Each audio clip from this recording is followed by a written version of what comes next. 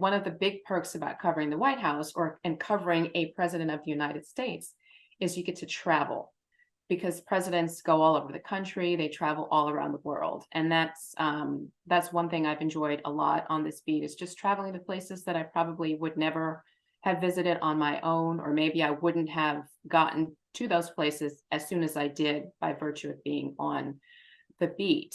Covering the First Lady also comes with a certain amount of travel. And there's also just the feeling of being in the room with the President of the United States, the most powerful man on the earth.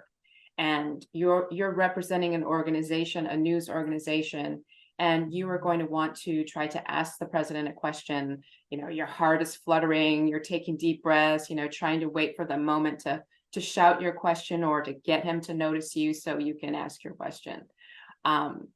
Those are some of the things that you all would have to look forward to if you, one, continue with journalism, and two, decide you want to become a White House reporter, and three, actually make it to the White House beat. There's a lot of policy that you have to know. And one thing I tell a lot of young journalists about the White House beat is that it's helpful and advantageous to know a little bit about a lot of different subjects than trying to just focus on one thing.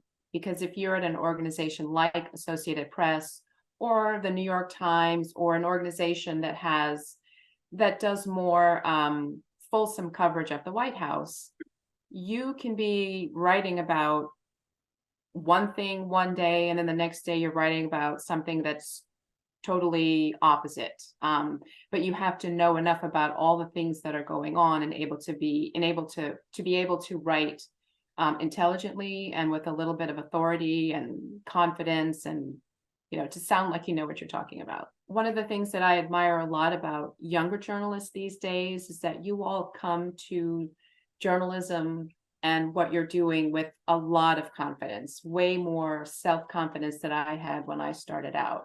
And I would say, don't let anyone take that away from you. Don't let the situation or the reporting environment that you find yourself in let you to feel less self-confident. I would say always try to remember that you belong in the spaces where you are, whether you end up at the White House, Congress, your state house, your city hall, your school board, wherever.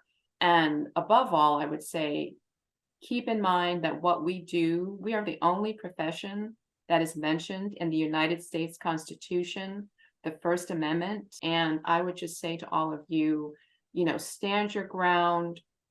You have a right to be there. Fire away with your questions.